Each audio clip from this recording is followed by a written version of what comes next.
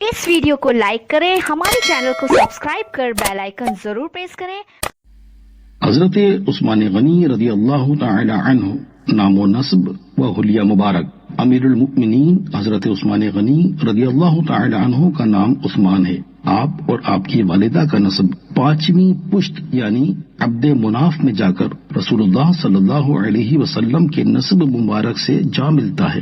آپ کے مشہور القابات یہ ہیں: جامع القرآن، قرآن کو جمع کرنے والے، مجاہز جیش العسرہ، غزوہ تبوک میں تنگی کی حالت میں اسلامی لشکر کی ساز و سامان کے ذریعے مدد کرنے والے، کامل الحیا والایمان، حیا اور ایمان میں مکمل، ذو النورین یعنی دو نور والے۔ آپ کے نکاح میں یکے بعد دیگرے رسول اللہ صلی اللہ علیہ وسلم کی دو شہزادیاں حضرت سیدتنا رقیہ رضی اللہ عنہا اور حضرت سیدتنا ام کلثوم رضی اللہ عنہا آئیں۔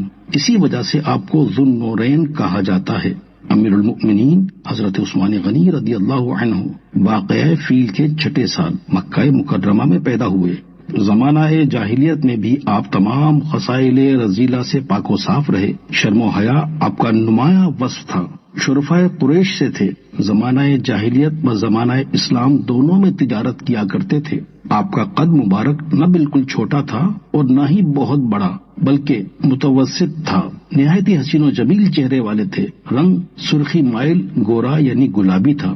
دونوں رخسار بڑے بڑے تھے، کان لمبے تھے، لیکن آپ اتنے حسن و جمال کے باوجود بھی شرم و حیا کے پیکر تھے۔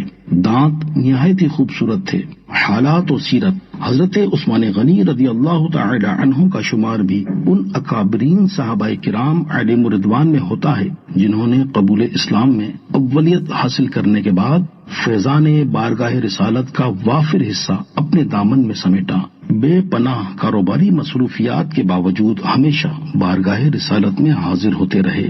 آپ کی زندگی کا مقصد سیرت حبیب خدا تھا۔ آپ نے اس بات کا خود اعتراف فرمایا۔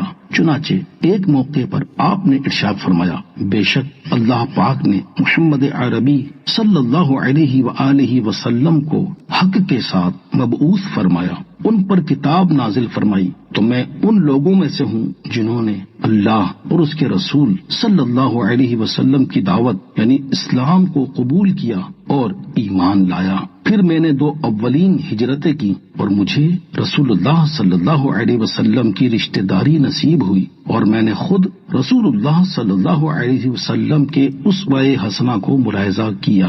آپ نے روما کا کنواں خریدا اور جیش اسرا میں دل کھول کر سامان فراہم کیا، جس پر نبی کریم صلی اللہ علیہ وسلم نے آپ کو جنت کی خوشخبری عطا فرمائی۔ رسول اللہ صلی اللہ علیہ وسلم خود آپ کی شرم و حیا کا لحاظ فرماتے اور یہ بھی فرمایا کہ میرے اصحاب میں اخلاق کے اعتبار سے عثمان سب سے زیادہ میرے مشابہ ہیں۔ خلافت و شہادت: حضرت عمر فاروق اعظم رضی اللہ تعالی عنہ کا وصال 1 محرم الحرام سن 24 ہجری کو ہوا، اور تقریباً 3 دن بعد عثمان غنی رضی اللہ تعالی عنہ کی بیعت کی گئی اور آپ منصب خلافت پر فائز ہو گئے۔ 35 سنہ ہجری ذوالحجۃ الحرام میں آپ کی شہادت ہوئی۔ یوں آپ کی مدت خلافت کم و بیش 12 سال ہے۔